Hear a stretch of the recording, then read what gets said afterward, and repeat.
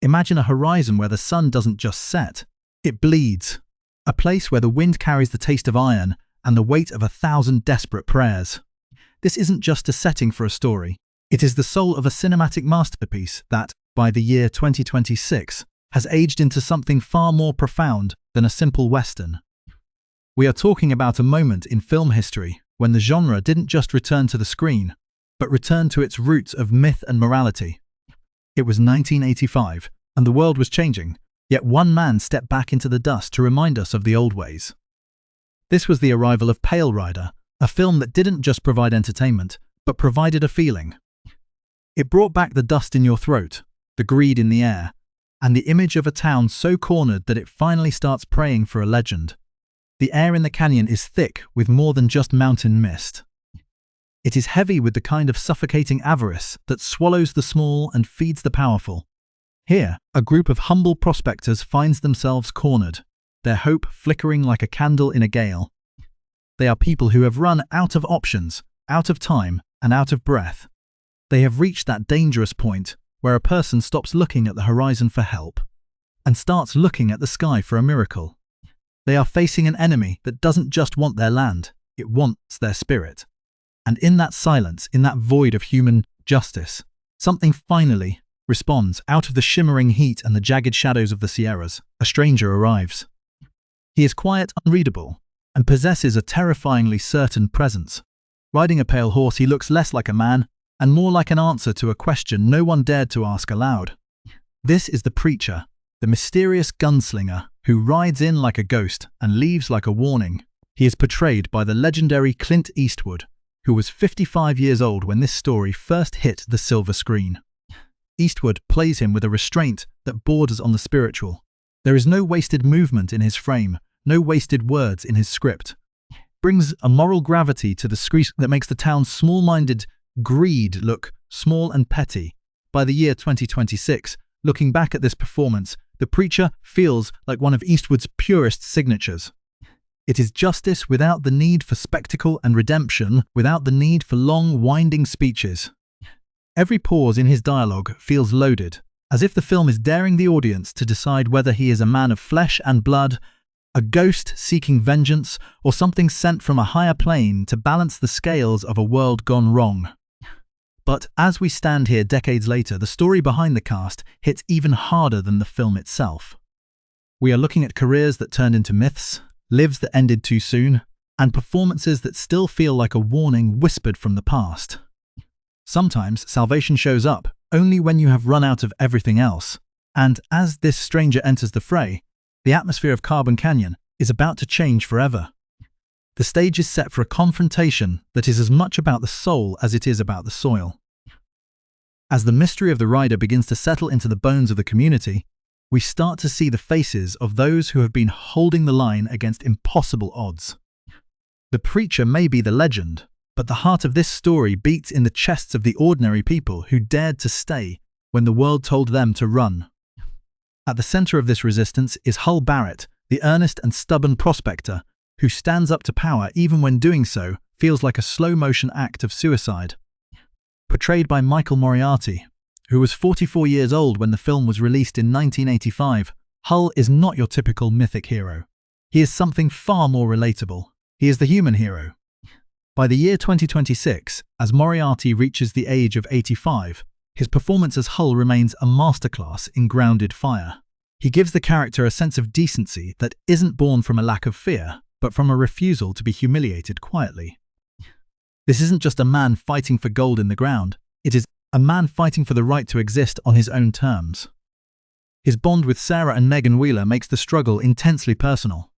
It transforms a conflict over land into a crusade for dignity.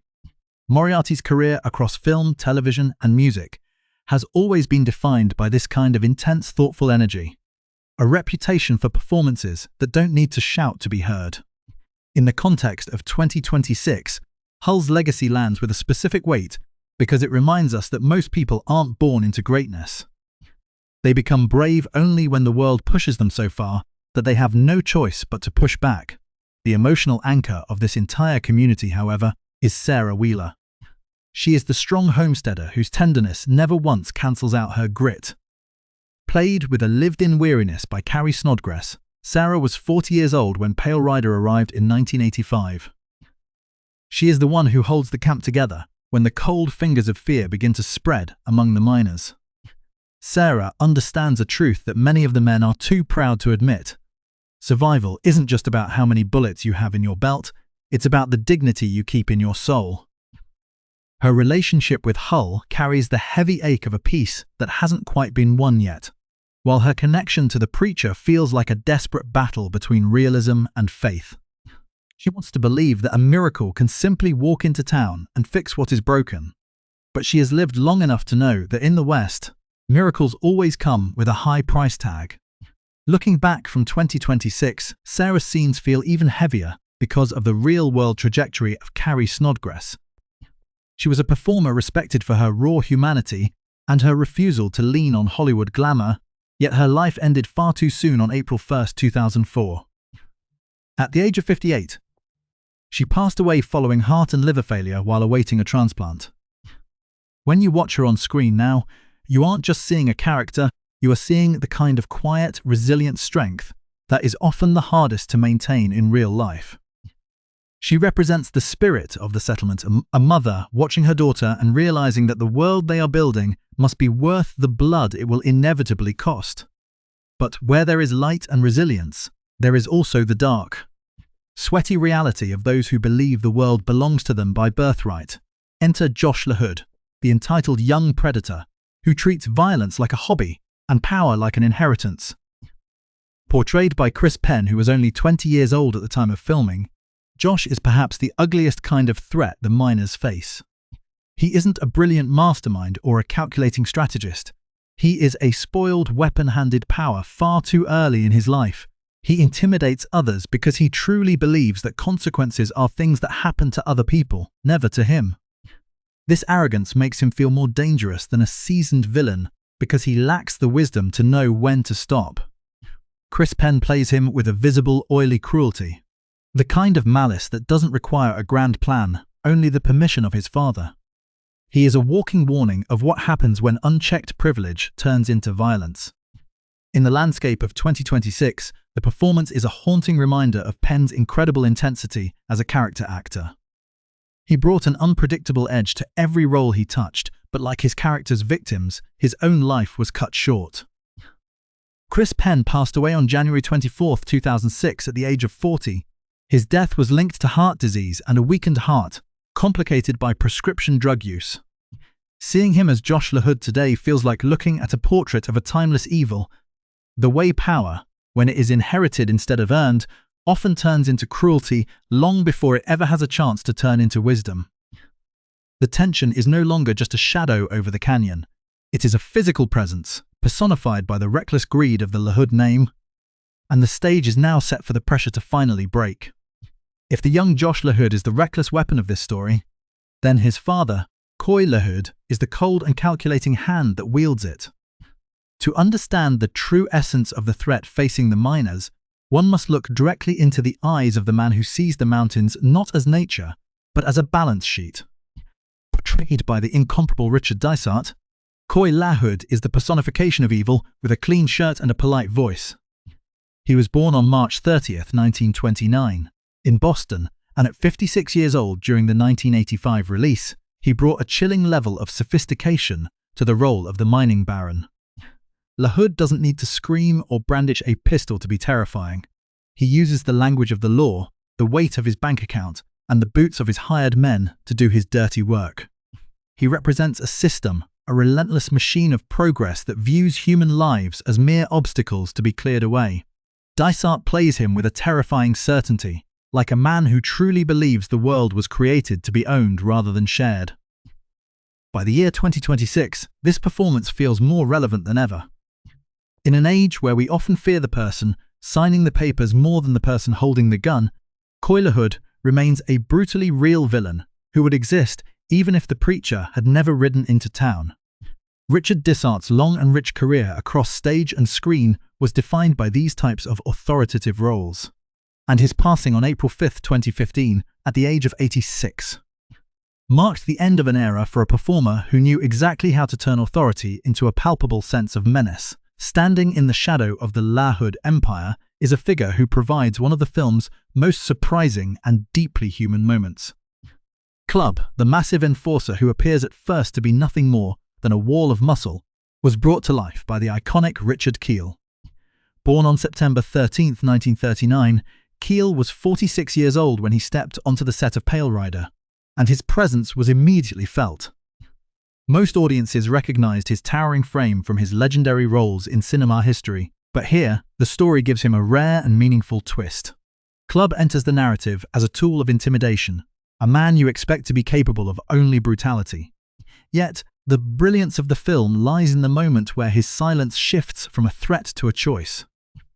There is a specific, heavy moment where you can feel the weight of conscience breaking through his exterior, and the audience realizes that not every person caught in the orbit of evil is proud of the work they do. Keel plays this internal shift with incredible restraint, letting his eyes speak for a man who has finally found a line he is unwilling to cross. It is a moment of redemption found in the unlikeliest of bodies. Off-screen, Keel remained a beloved figure in the industry until his death on September 10, 2014, at the age of 74, following a heart attack. Looking back in 2026, Club remains a testament to the idea that even in a world built on violence and greed, a conscience can still speak up right when you least expect it.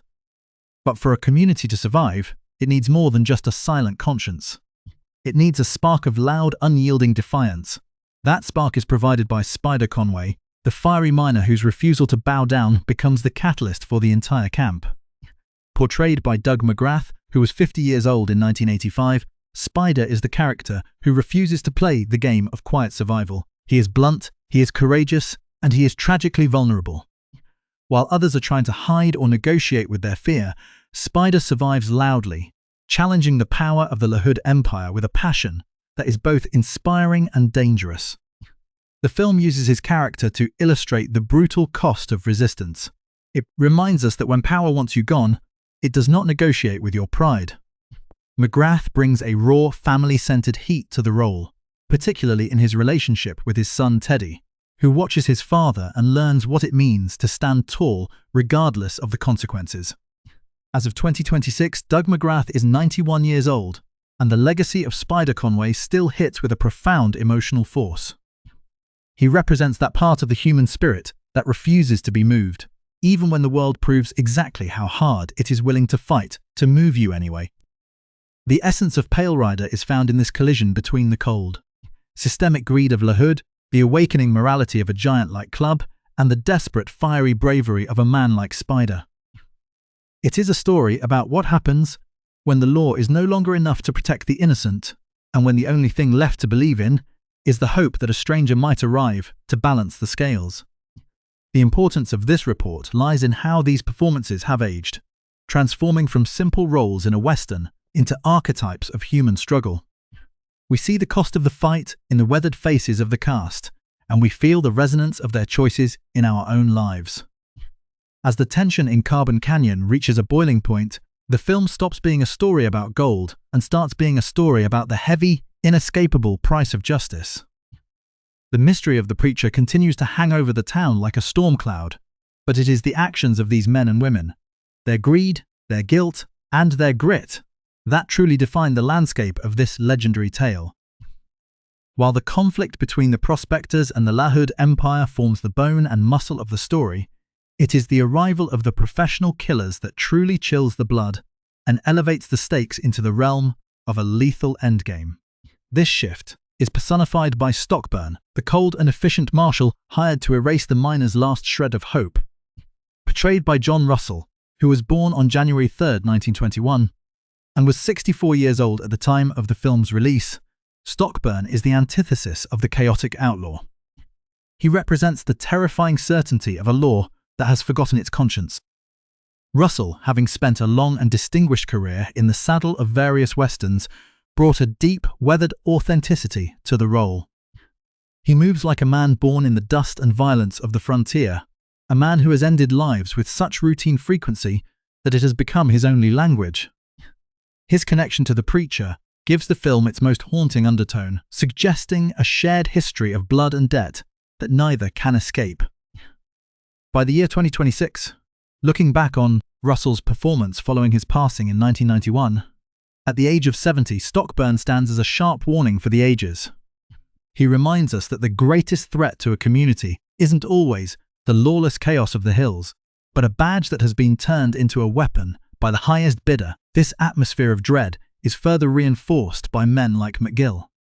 One of Stockburn's hired guns, played by Charles Hallahan.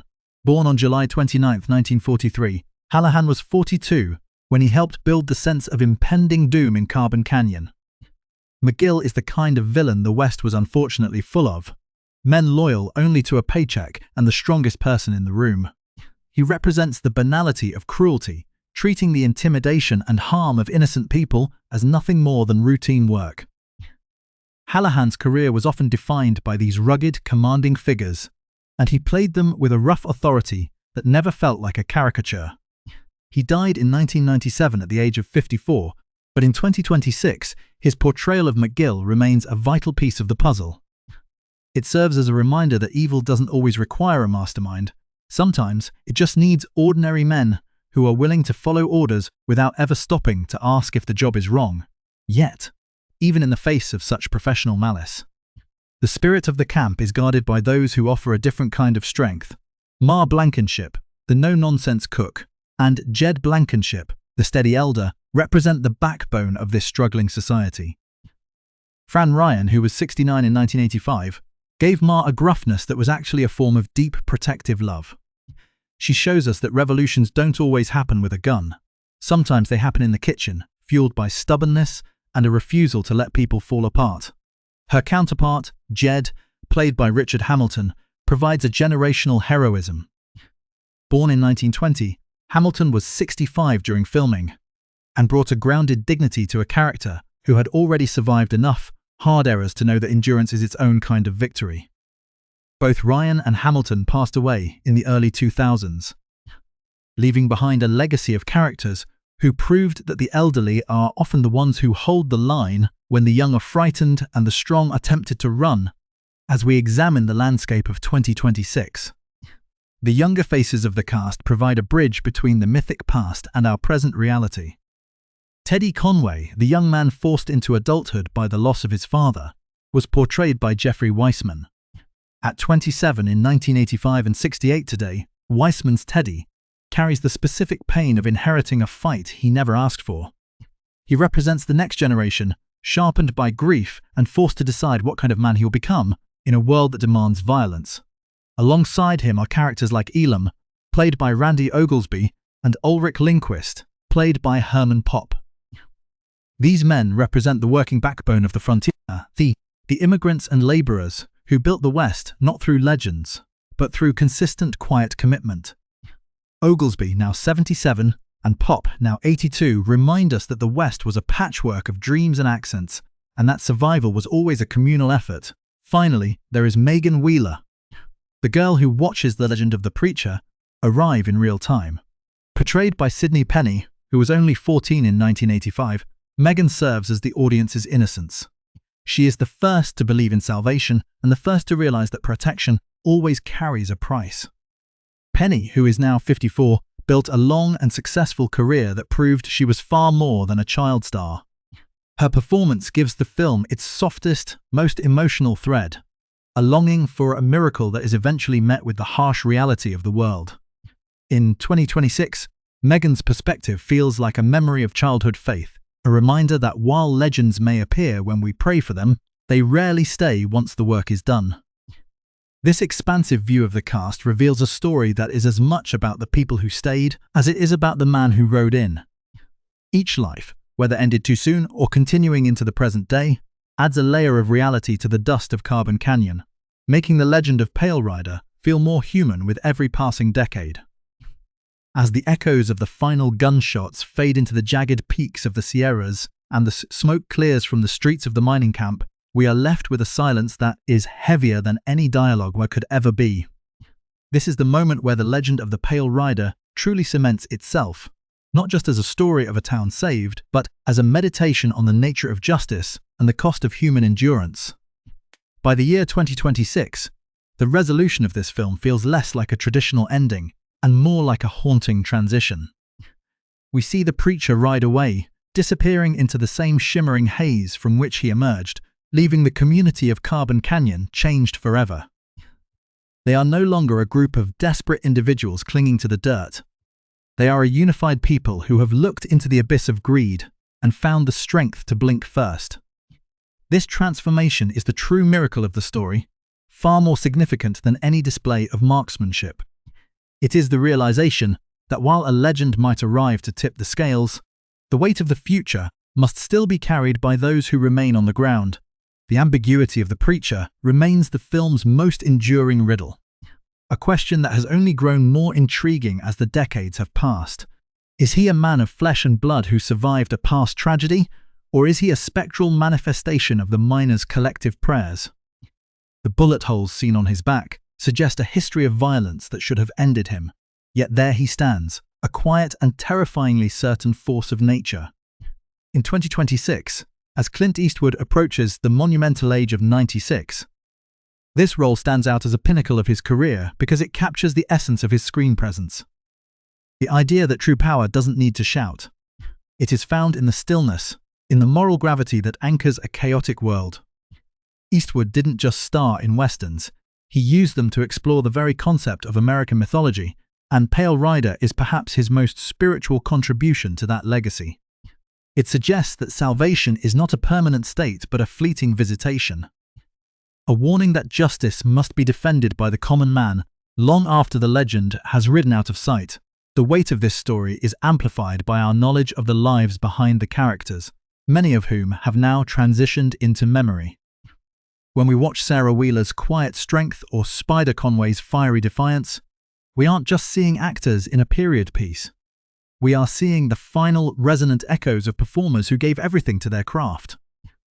The loss of talents like Carrie Snodgress, Chris Penn, Richard Dissart, and Richard Keel adds a layer of mortality to the film that makes every scene feel precious. These were careers that turned into myths and lives that ended too soon, and seeing them frozen in time on the screen in 2026 feels like a reminder of our own fleeting presence. They portrayed characters who were fighting for a future they would never fully see, mirroring the reality of the actors themselves who left behind a legacy that continues to inspire long after they have gone. Their performances feel like a warning whispered through time, a reminder that the struggles we face today, the death, fight for dignity against systemic greed and the search for a conscience in a violent world, are as timeless as the dust on a mountain trail, looking back. Pale Rider didn't just bring the Western back to the forefront of cinema, it brought back the feeling of the genre's true purpose. It reminded us that the West was not just a place on a map, but a state of mind where the human soul is tested against the harshest elements. It brought back the justice in your throat, the tangible sense of greed in the air, and the image of a town so cornered that it starts praying for something beyond itself. The film remains a portrait of something timeless, how power, when inherited instead of earned, turns into cruelty, and how redemption can appear in the unlikeliest body, right when you least expect a conscience to speak. Whether it is the massive enforcer finding his morality or the young girl holding on to her hope, the story is a patchwork of small heroisms that eventually form a shield against the dark. In 2026, the legacy of the cast and the film itself lands like a modern fear and a modern hope all at once.